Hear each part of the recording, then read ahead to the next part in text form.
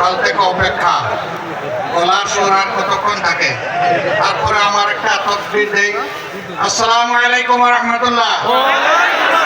তাকবীর, তাকবীর। আলহামদুলিল্লাহি রাব্বিল আলামিন ওয়াসসালাতু ওয়াসসালামু আলা রাসূলিহিল কারীম ওয়া আলা আলিহি ওয়া সাহবিহি ওয়া আহলি বাইতি আজমাইন।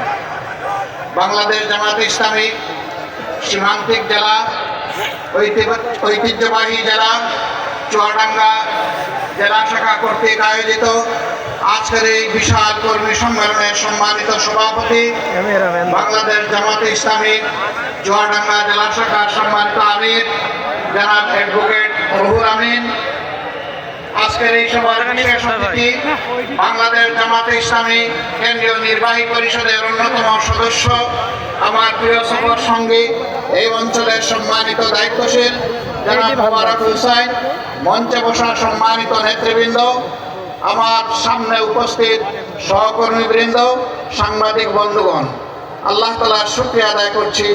আল্লাহ রাব্বুল আলামিন মুক্ত পরিবেশে আজ আপনাদেরকে একসাথে একত্রিত হওয়ার এখানে তৌফিক দান করেছেন, আলহামদুলিল্লাহ। আজ থেকে 1 বছর আগেও এমন একটি মুহূর্তে আমরা কল্পনা করতে পারিনি। আল্লাহ তাআলা শত শহীদের রক্ত, মুসলমানের চোখের পানির ফোঁটা, পঙ্গু এবং আহত ভাইদের হাজারি শুনে এবং কবুল করে বাংলাদেশের মানুষকে 2024 সালের 5 আগস্ট ফ্যাসিবাদের হাত থেকে মুক্তি দান করেছেন। সেই মুক্তি পেয়ে আজকে আমরা মুক্ত পরিবেশে দুটি কথা বলার সুযোগ পাচ্ছি। এই জন্য আরেকবার আল্লাহর তরে শুকরিয়া, আলহামদুলিল্লাহ। আপনারা কেমন আছেন সবাই? আলহামদুলিল্লাহ। 1 বছর আগে জিজ্ঞাসা করার কোনো উপায় ছিল না। এখানে চুয়াডাঙ্গা জেলার কর্মীরা উপস্থিত হয়েছেন। এই চুয়াডাঙ্গা জেলায় জামাতে ইসলামের দায়িত্বশীলদেরকেও মন ভরে এর আগে গত 15.5 বছর আমরা দেখতে পারিনি, কথা বলতে পারিনি। এসেছি দফায় দফায়, কাজ করেছি চুপি চুপি, চলে যেতে হয়েছে অত্যন্ত সতর্কতার সাথে। কারণ একটা ফেসিবাদ এই জাতির সমস্ত অধিকার কেড়ে নিয়েছিল। বাংলাদেশ জামাতে ইসলামীকে শান্তিতে কোথাও দাঁড়াতে দেয়নি। নেত্রকোনায় একটি বাড়িতে, গ্রামের একটা বাড়িতে বাপ বেটা 2 জন মিলে দুপুরের খাবার গ্রহণ করছিলেন। বাবা জামাতে ইসলামের কর্মী, ছেলে ইসলামী ছাত্র শিবিরের কর্মী, 2 জনকে ধরে নিয়ে তাদের বিরুদ্ধে রাষ্ট্রদ্রোহী মামলা দিল। দুপুরের ভাত খাওয়ার নাম হচ্ছে রাষ্ট্রদ্রোহিতা। সম্মানিত ভাইয়েরা, বিভিন্ন জায়গায় হানা দিত ঘর বাড়িতে। আমাদের ঘরে কি থাকবে? আমাদের ঘরে তো নাচ গানের বই থাকবে না। আমাদের ঘরে থাকবে আল্লাহর কোরআন, আমাদের ঘরে থাকবে রাসূল করিম সাল্লাল্লাহু আলাইহি সাল্লামের হাদিস, আমাদের ঘরে থাকবে ইসলামী জ্ঞান পিপাসার জিজ্ঞাসার বই, আমাদের ঘরে থাকবে বিভিন্ন বিজ্ঞান এবং প্রযুক্তির বই, সাহিত্য থাকবে, ইতিহাস থাকবে। এটাই স্বাভাবিক। বইগুলা তুলে নিয়ে বলতো যে এখানে জঙ্গি বই পাওয়া গেছে। এই জঙ্গি মৌলবাদ কথা বলে বলে গোটা জাতির উপর 15.5 বছরেরা তাণ্ডব চালিয়েছে। স্বাধীনতার পক্ষ এবং বিপক্ষের শক্তিতে দেশকে, জাতিকে বিভক্ত করেছে। বিভিন্ন ধর্মের মধ্যে বিভক্তি ফেনে এই বন্ধুরা, ও বন্ধুরা, ইন্নাল্লাহা মা'আস সাবিরিন, এই সাংবাদিক ভাইয়েরা পেশাগত দায়িত্ব পালন করছে। এই সুযোগ দিতে হবে, এই সুযোগ দিতে হবে এবং সবরের ফল আল্লাহ আপনাদেরকে দান করবেন। চুপ করে শুনতে থাকেন, যতটুকু পারেন মন করে দেখতে থাকেন। হ্যাঁ, বলছিলাম এইভাবে জাতির উপর তাণ্ডব চালানো হয়েছিল।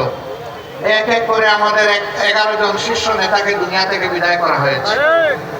হ্যাঁ, বিভিন্ন দলের উপরেই এই নিষ্পেষণ নির্যাতন হয়েছে, কিন্তু বাংলাদেশ জামাতে ইসলামী ছাড়া আর কেউ বলতে পারবেন না যে তাদের নেতাদেরকে তাদের বুক থেকে কেড়ে নেওয়া হয়েছে। আমাদের সবগুলো অফিস পুরোটা সময় জুড়ে 15.5 বছর আমাদেরকে খুলতে দেওয়া হয়নি, বসতে দেওয়া হয়নি, দলীয় কার্যক্রম চালাতে দেওয়া হয়নি। আমাদের অফিসগুলোকে সিলগালা করে রাখা হয়েছিল। এটাও আর কোনো দল বলতে পারবে না।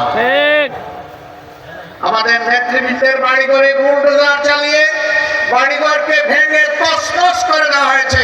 এটা অন্য কোনো দলের ক্ষেত্রে ঘটে নাই। সম্মানিত ভাইয়েরা, একমাত্র দল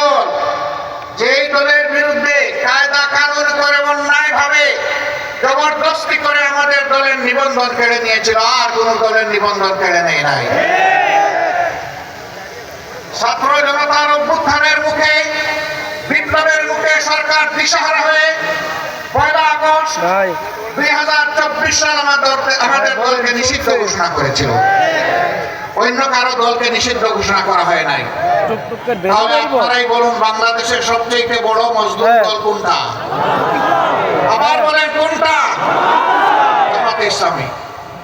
সম্মানিত ভাইয়েরা, শুধু কয়েকজন নেতার জীবন যায় নাই, আমাদের অসংখ্য কর্মীকে খুন করা হয়েছে, ক্রসফায়ারের নামে দুনিয়া থেকে বিদায় করা হয়েছে, ঘরে নিয়ে গুম করা হয়েছে, আমাদের ঘরদুয়ার লুণ্ঠন করা হয়েছে, চাকরি থেকে বিতাড়িত করা হয়েছে, আমাদের জমি থেকে আমাদেরকে তুলে দেওয়া হয়েছে, এমনকি কাউকে কাউকে দেশেও থাকতে দেওয়া হয়নি। আচ্ছা, ঠিক আছে। আমাদের মনে অনেক দুঃখ ছিল, কিন্তু মহান রব্বুল আলামিন আমাদের কলিজার টুকরা সন্তান ছাত্র যুবকদের তুমুল আন্দোলনের মধ্য দিয়ে আপামর জনগণের সহযোগিতায় আল্লাহ তাআলা ফ্যাসিবাদকে দুনিয়া থেকে বিদায় করেছেন, বাংলাদেশ থেকে বিদায় করেছেন। অ্যাডভোকেট রুহুল আমিন বলেছেন, কবরস্থান, মসজিদ, পেগোডা, মন্দির, রাস্তাঘাট, মূল কালভার্ট সবগুলাতে পার্সেন্টেজ বসিয়ে সম্পদ লুণ্ঠন করা হয়েছে। না, সম্পদ লুণ্ঠন করে তারা পালিয়ে গেছে, কারণ তারা